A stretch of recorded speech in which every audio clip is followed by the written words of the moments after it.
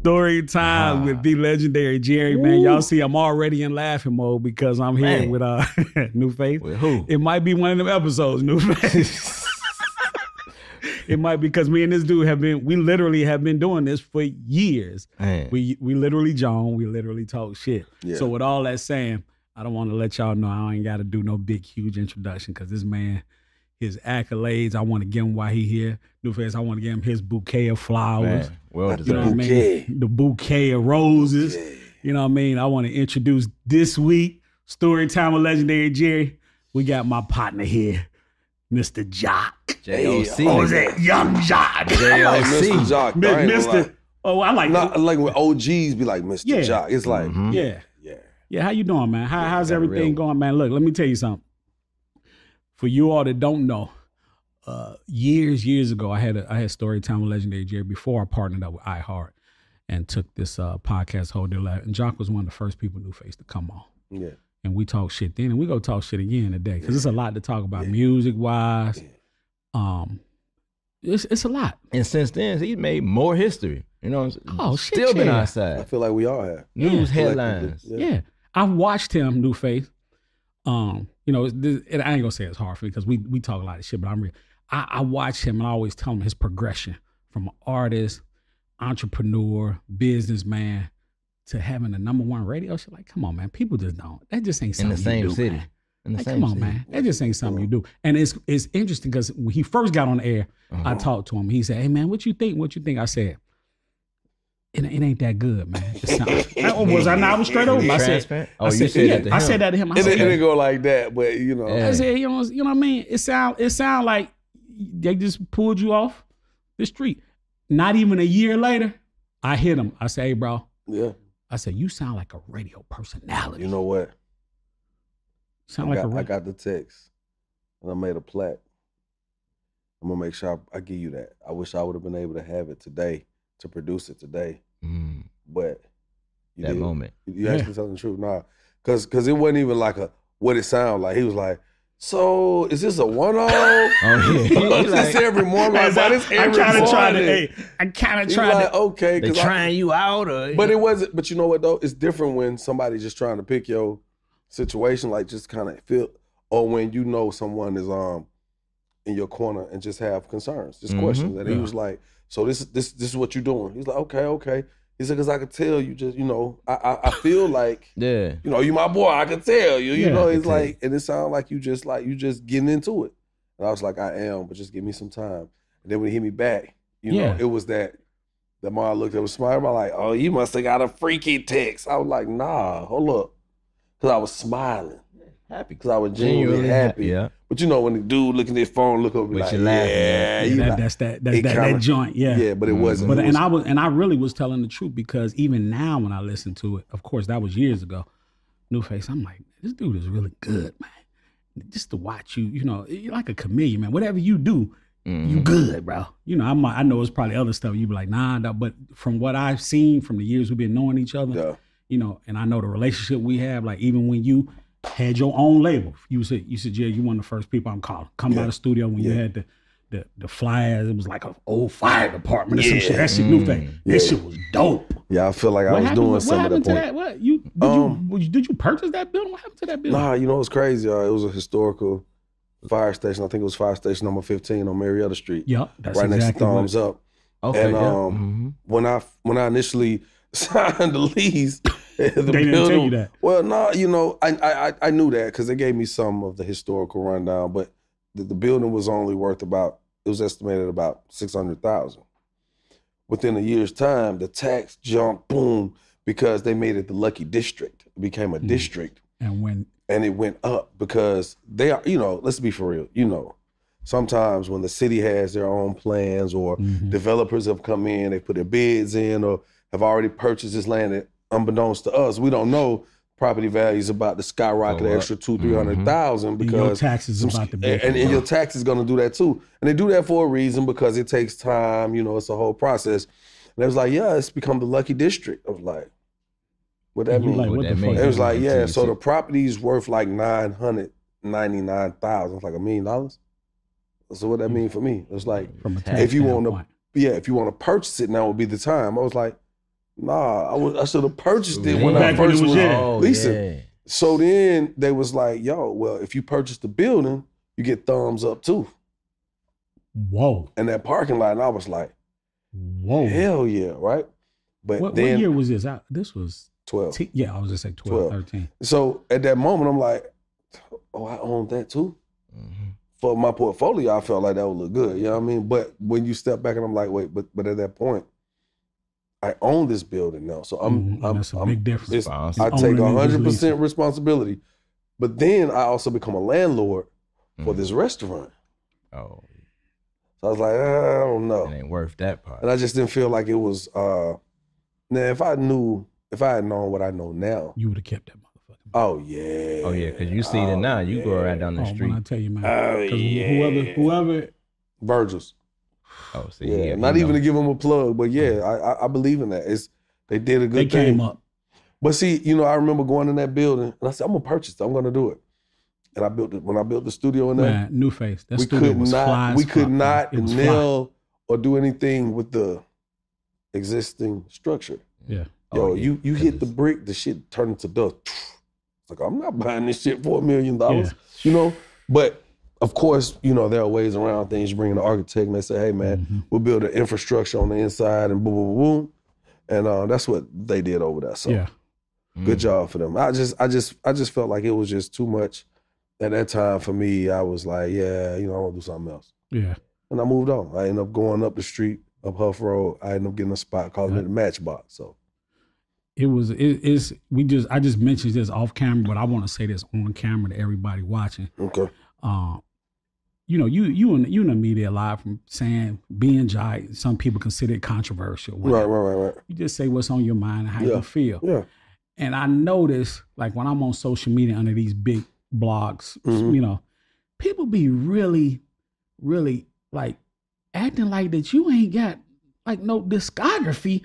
And like, I'm like, man, y'all motherfuckers would put some respect on Joc's name. Like, I just be reading some of the comments, New Face, and I be like, y'all be acting like this man had one record, even if he did, though.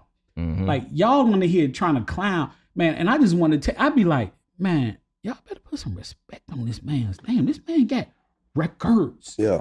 His own features. Like, you could, like, come on, man. Like, that shit fucks with me, man. The part that gets me is the part that the people that they do celebrate don't be outside like him. Don't do what he do in the community. And it's like, y'all celebrate that. And like you said, this brother, not even the music part, what he does in the community and for the people in the city of Atlanta, when he comes out, the people come out and everybody benefits from it.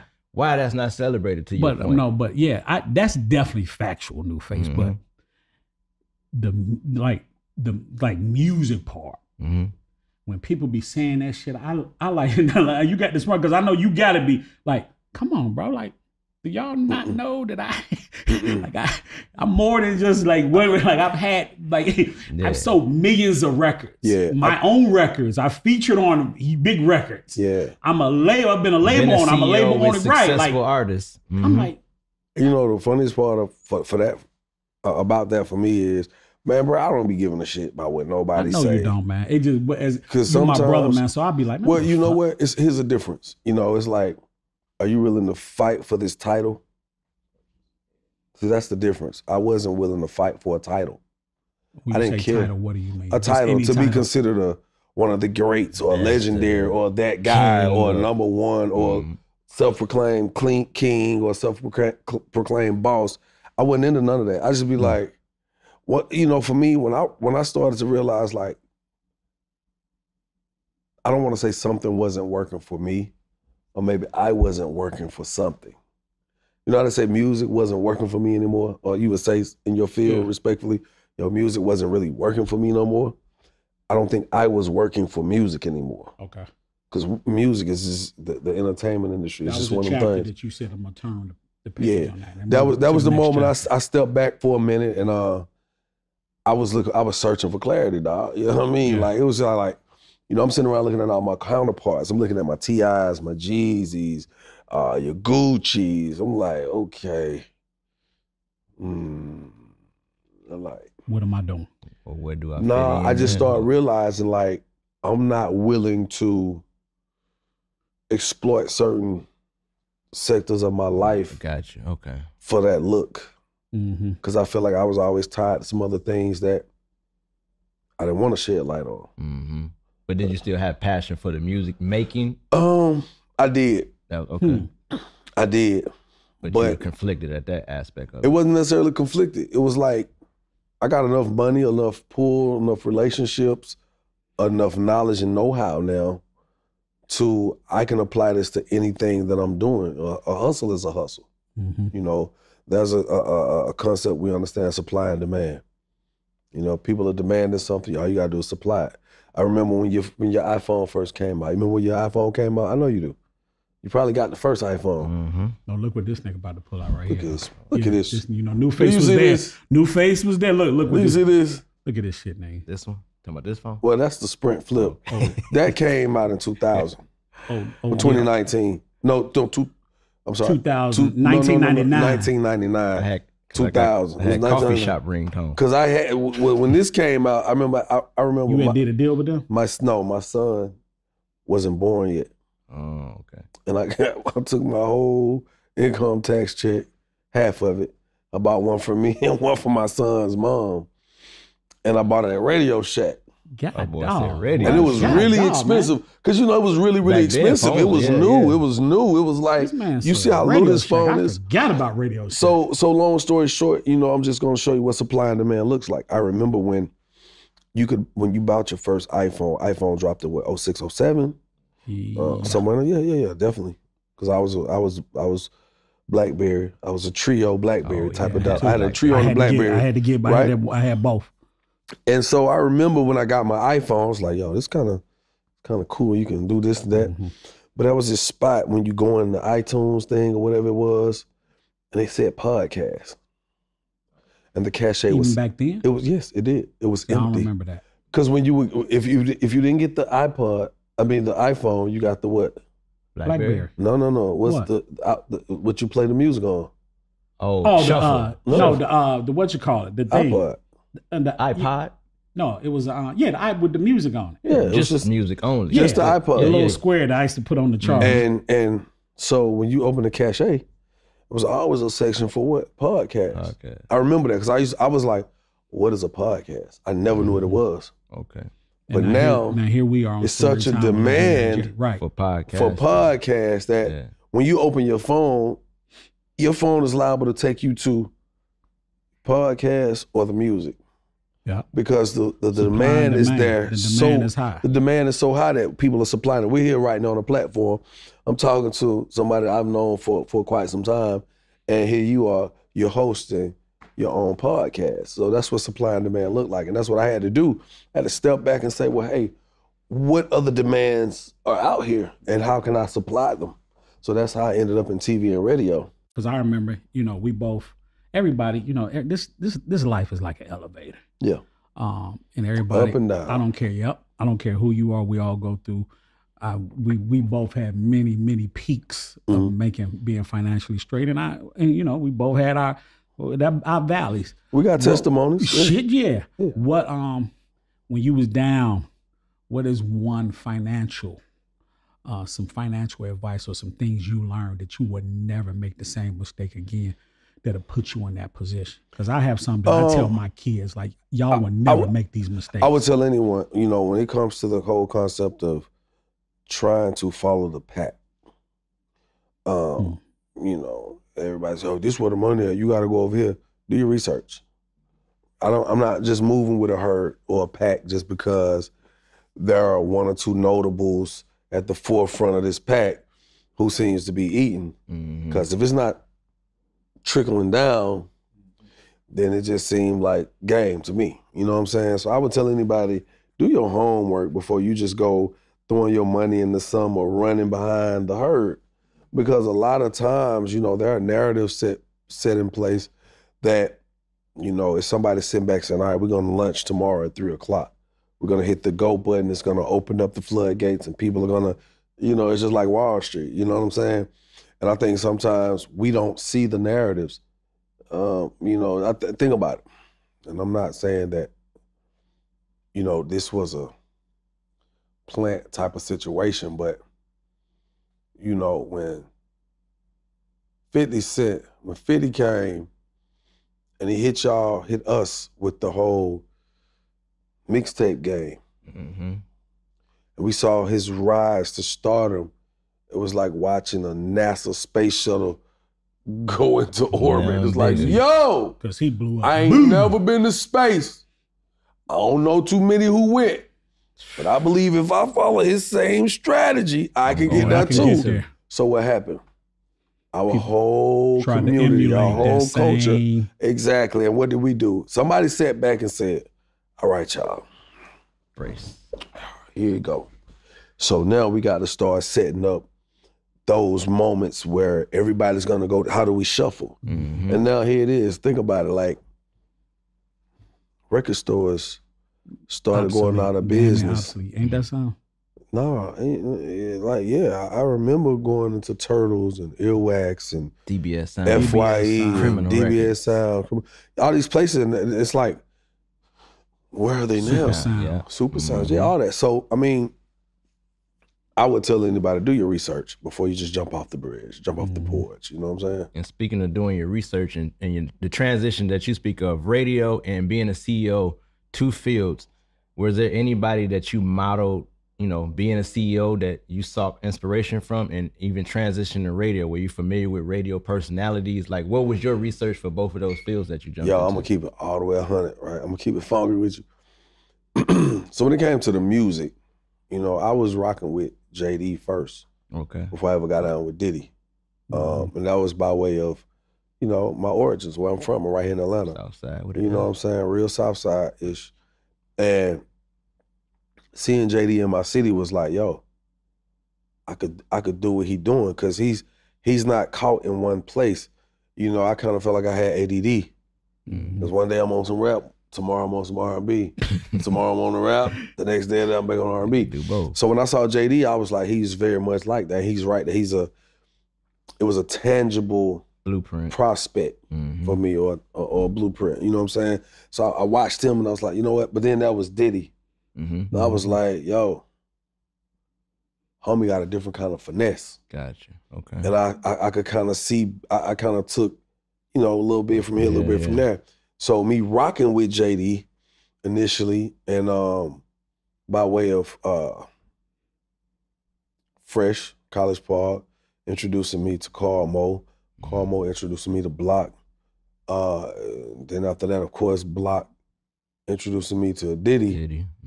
It was kind of like, yo, I don't know. Like, I mean, yeah, you know, so you caught yourself between both of your blueprints. Well, because it was like, here I am with JD, and me and JD didn't really have a lot of hands on because it wasn't positioned that way. You know what I'm saying? Because I'm gonna be honest, I think if JD would have been able to get to me directly and just me and JD, he just may have been like, yo, I respect where you coming from as an artist, as a creator. History might have been different. History might have been way different, but it went the other way. So I went with Diddy, right? So, you know, throughout the course of my career, I watched a lot of people do a lot of things. I sat back. I was always that observant cat who was like, you know what, I'm gonna try this, I'm gonna try a little of that, try some of that. And, you know, I kind of looked up one day and I was like, you know what? In all these cats, I see a little bit of my dad in them. So for me, it was even more tangible and more feasible for me to do it, because that was someone in my life who I really respected and looked up to, and said to myself that, how would he do this? So I always approached it from not like oh my God, this could be the moment, everything goes great. I always approached it from, hey, we're gonna either research sink or sail. WWDD, what would Daddy do? What would Daddy do? You know what I'm saying? It's so funny. So, you know, even going into radio or TV, I watched a lot of these, a lot of moments in my life came from me watching television, no cap. From watching Making the Band, I was like, yo, if I ever get with Diddy, I'm going up through there. Boom. Making the Band, I got with Diddy. Boom. I watched Love and Hip Hop. You know, and I said to myself, if I ever get on a show like this, I see what they missing. I know what I'm gonna do. Take this bitch over. And so I got to the point where I was watching, breakfast clubs, and I was watching different people starting to make a mark and be more vocal. And I was like, if I ever get into radio, I'm gonna just have fun with it. I'm gonna go this way. So when the opportunity came about, yo, shit, here we are 8 years later. Yeah. I wanna go back a step. You mentioned linking up with Block and Puff. Right. You, Block and Puff, you look back over the years from a strictly business standpoint. Was it good business with them?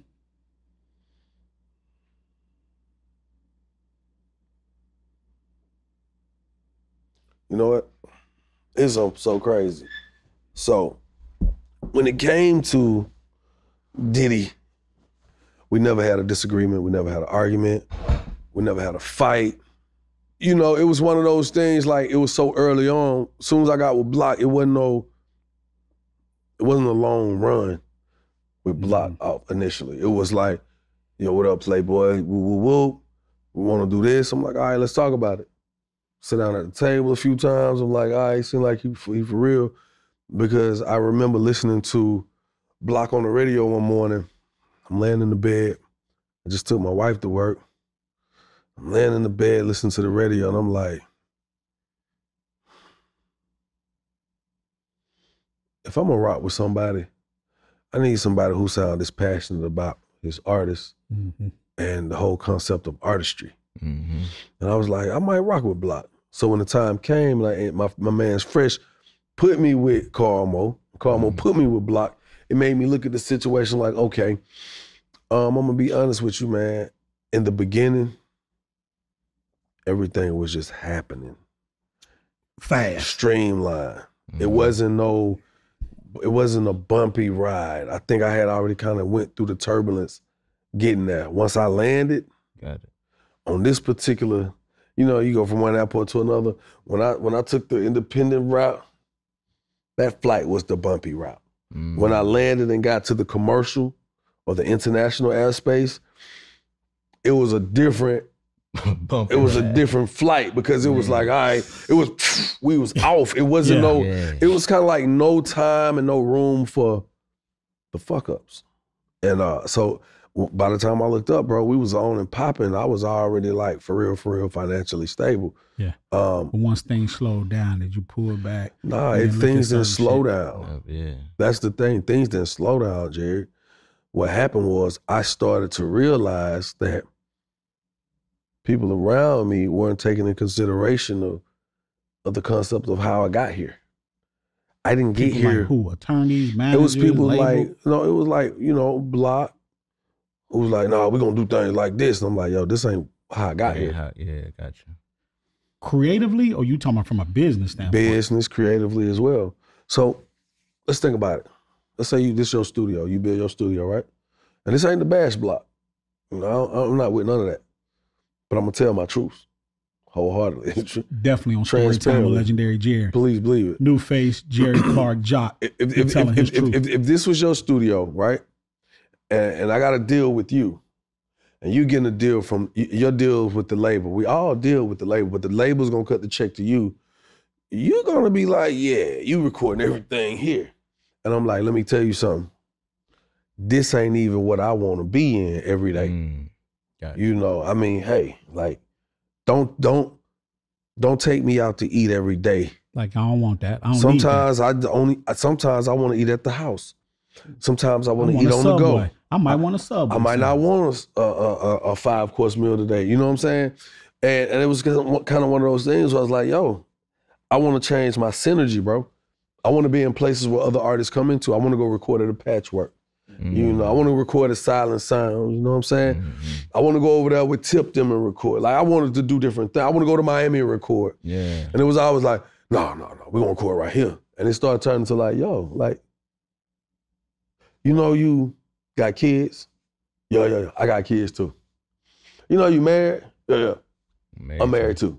You know, you pay taxes? I pay taxes too. You're not going to son me, my nigga. You can't pee on me. Like, I don't give a fuck about what no deals say, or because we could change the narrative, but I'd be fine with that. I made it to you. You didn't make Did it it to ever me. turn into some street shit?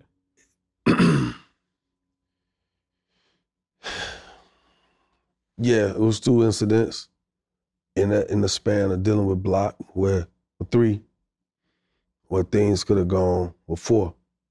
Where things that boy, it's popping. Hey, that nigga think. But because no. you know we as a He about to say 6. nah, That's right. Remember 2 more? no, I was going. It's funny you say 6 because you feel me. You saw me about to form a S word, a word that starts with S. Suppression. I had to suppress a lot of things because it could have gone different places. Just being straight up, you know what I'm saying? And you know, I never forget like having a real serious situation that took place amongst, you know, people at Block Entertainment against my man Chino Dollar, and some other shit was going on. And sometimes, bro, like, you might be a frontline man, I'm a frontline man, he a frontline man, right? But we got them homies that's really riding for us, and they're not looking at the politics of it. They're not understanding the. They gonna ride for you. What happened? He said what? Yeah, so I just remember one day, crazy situation. Something that kind of took place where,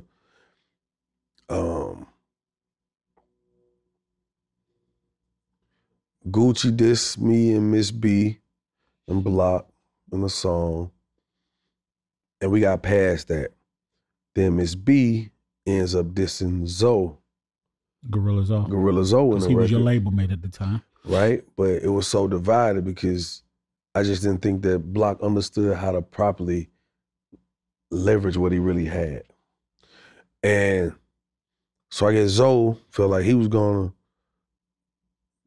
you know, pull up at Chino house with some of Block's goons, but not knowing Lil Birdie was already in play, boo, boo, boo.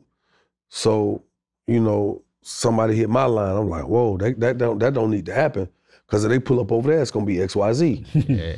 And not saying that Block people weren't equipped to do whatever, because they was. I mean, let's be straight up. These niggas, who don't got guns? Okay, anybody can shoot. You know, excuse my language, but a retarded motherfucker can shoot you. Yeah. And then, you know, so I put the call in like, yo, I don't know what's going on, but y'all need to. And I was like, oh, we ain't even at the house. I'm like, well, I think some niggas finna pull up to the house. I was like, oh, really? We coming off a move right now. So we on some other shit already. So when they pull up, niggas is in front of Chino house. When niggas pull up, and when they pull up, it was like, yo, what going on? Niggas is in a van, pulling up in a van with sticks type shit, you know what I'm saying? And I don't even think Zoe was really trying to go over there to for that, cross them lines. I think it was more like, bro, what we doing? It was a situation. It was more like it was Zoe's camp versus your camp. Nah, it was more like Zoe with Block's camp pulling up to Chino camp. Because Chino was your camp. It was my camp, but he didn't have no problem with me, so to say. He was trying to go out for the whole thing with Miss B and Chino. Okay. Because Block and Chino was at odds, and I'm on paperwork, so I'm like. I remember. So I remember when they was at odds. I'm trying to keep the peace, Jerry. I remember out in the streets when they was at odds. Long story short, the whole meetup of Zoe and Chino went a particular way.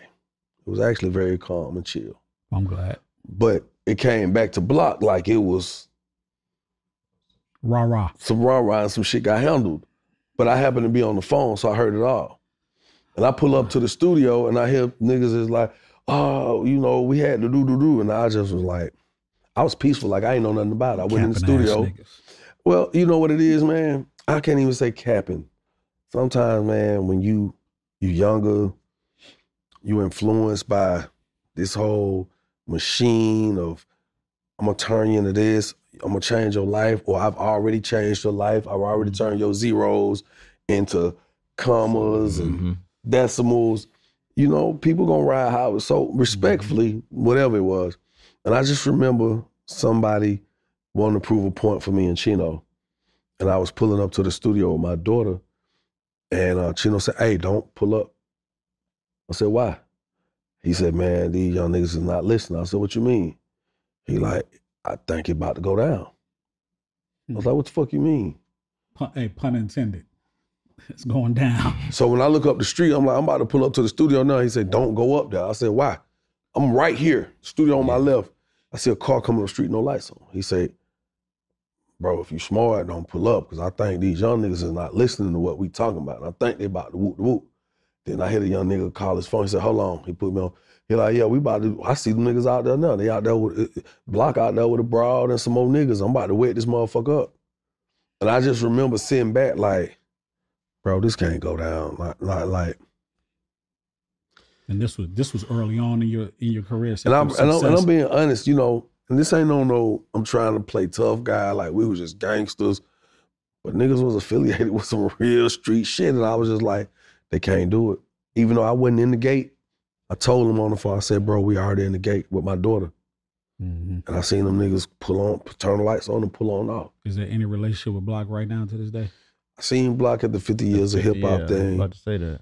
And it's interesting because when I walk in, Big Bang was like, all right, wait, put something together now. So, you know, I'm trying to see how everybody gonna stand on where they stand on. Go in that room, cause it's a bunch of people in here.